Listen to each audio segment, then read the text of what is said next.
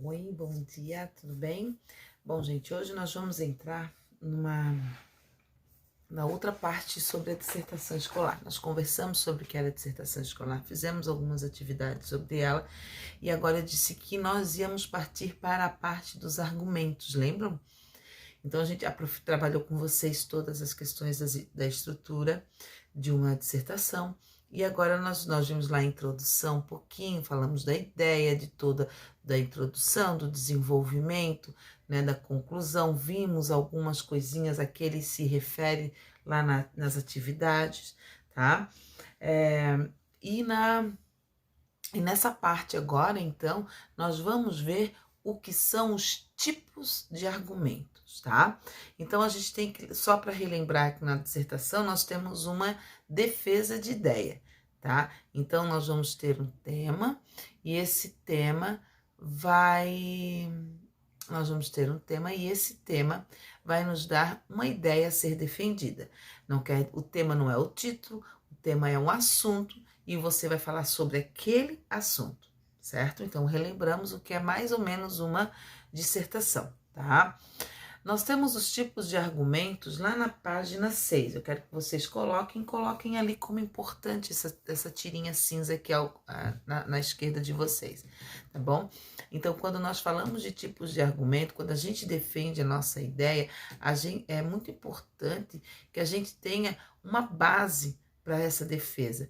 Quando eu falo de argumentos, eu tenho que buscar métodos que eu possa embasar naquilo que eu estou defendendo. Eu não estou tirando do nada a minha defesa. Então, quando eu não tiro do nada a minha defesa, é quando eu vou buscar algumas situações, alguns fatos, dizeres ou alguma coisa que vai comprovar isso, tá bom? Então, vamos lá. Nos tipos de... E aí, na nossa aulinha de hoje, né, da manhã, nós vamos fazer as atividades e tirar as dúvidas sobre esse tipo de argumento, sobre os tipos de argumentação, ok? Então, os tipos de argumentação, aqui na apostila de você tem vários, tá? Mas aqui nós vamos trabalhar 2, certo? Vocês vão, como eu falei, nós vamos trabalhar esse gênero textual por muito tempo, né? Até o ensino médio, terceirão mesmo, vocês vão ver demais isso. Então, mas aqui é uma base, é uma forma de vocês, quando chegarem lá no segundo ano do ensino médio, quando eu falar em dissertação, vocês já sabem como é que é a estrutura deste texto, como é que ela se compõe, como é que ela tem que ser colocada, tá certo? Então, nós temos dois tipos de argumentação aqui na apostilinha de vocês, que é a argumentação por autoridade e a argumentação por raciocínio lógico, que é causa e consequência, tá? Então, na autoridade, nós temos o seguinte: quando eu falo dessa argumentação, quando eu falo, olha, o que se define autoridade? É quando alguém, né, tem essa ideia junto da sua e você menciona, pô, eu não estou pensando sozinho, o fulano de tal pensou naquela época, ou atualmente, ou enfim, sobre esse mesmo assunto. Então, a gente trabalha a questão da ideia de sustentar a citação de uma forma confiável. Então, poxa, esse cara falou, então eu estou entendendo o que eu estou defendendo. Isso te dá uma confiança na argumentação, tá? E quando a gente chama, pode ser um especialista no assunto, dados de pesquisas, né? Aquelas pesquisas que a gente vê, frases ditas por alguém, líder, políticos, enfim, algum artista famoso, conhecido, né?